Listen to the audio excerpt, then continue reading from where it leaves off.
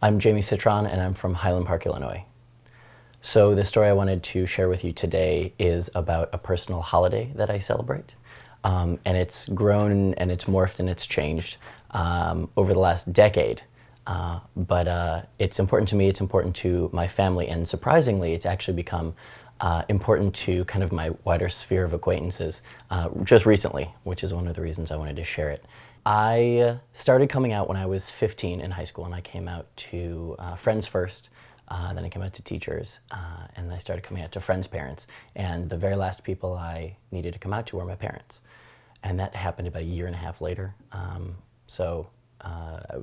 Had just turned 17, or was just about to turn 17.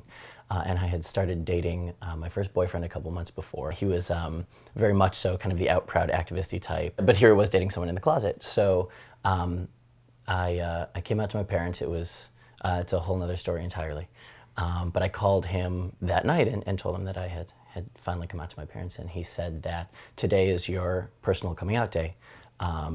It's your second birthday. It's an important day that you remember, and it's something that I want you to keep in mind and celebrate in some small way every year, because it's something you should be very proud of. So needless to say, I was 17. That relationship didn't last an entire another year, but that sentiment stuck with me.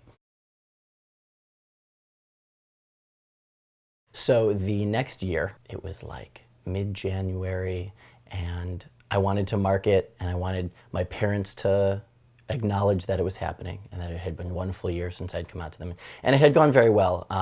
My coming out was pretty smooth. I was very lucky. I had supportive parents, supportive friends, a supportive administration at my school. I mean, it's not the story you hear every day, and I was very lucky. So February 13th comes, and I go downstairs, and nobody says anything, and my whole family has forgotten, and I'm just furious, and I'm a total brat.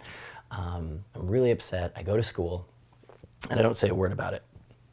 So the middle of the day, my mother realizes her error and realizes that she had forgotten to wish me a happy personal coming out holiday. So it's ninth period English class, last period of the day, and all of a sudden, it's like quiet reading time. You know, we're just all kind of sitting at our desk reading. My mother appears in the doorway with a sheet cake. And she walks over and she puts the sheet cake down, and it says written on it, she'd gone to the local town bakery, she writes, "Happy Gay Day." So immediately from then on out, it was no longer my personal coming out holiday. It was Gay Day, and it has ever since then been known as Gay Day. And I ended up, she led the entire class in Happy Gay Day to you, to the tune of Happy Birthday. The entire class celebrated it. It was novel, but the amazing thing was nobody blinked. They're kind of like, yeah, sure, what, cake, great, cake, I love cake. And so I found little ways to celebrate it every year. And you know, it can be, you know, being the day before Valentine's Day, it's kind of funny because you're asking people to go out for drinks or to celebrate, and everyone else's mind is on Valentine's Day. But I've always found little ways to celebrate it.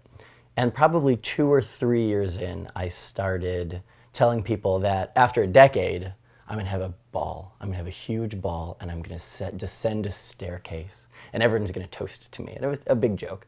Well, this past February was a decade.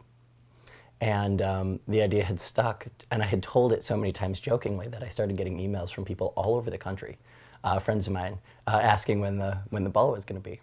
So not on February 13th, I think maybe the Friday before or the Friday after, my boyfriend and my roommates and I threw the Decade of Gayness ball. And it was cocktail attire. Anyone in jeans would not be allowed in, because we wanted to create a really festive environment.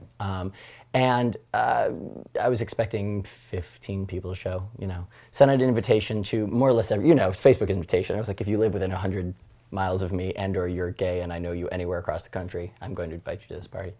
And we told everyone to either bring a bottle of Jameson, because I'm named after it, or to bring champagne because it was a celebration. So the evening of the party comes, we remove all the furniture from the house, we lay out you know, a little bar and a cake, kind of wait to see what's gonna happen. And within an hour of the party starting, 115 people were crammed into my house. It was crazy. And people were really, really into it. It wasn't so much that we were having a party. We're 20-somethings. There's 4 or 5 parties every weekend night. People were really into the idea of the party, and everyone brought a bottle of champagne to celebrate, and everybody was dressed to the nines, and everyone was coming up and giving me big hugs and wishing me congratulations. And the highlight of the evening, as promised, I descended the staircase from the 3rd floor down to the living room.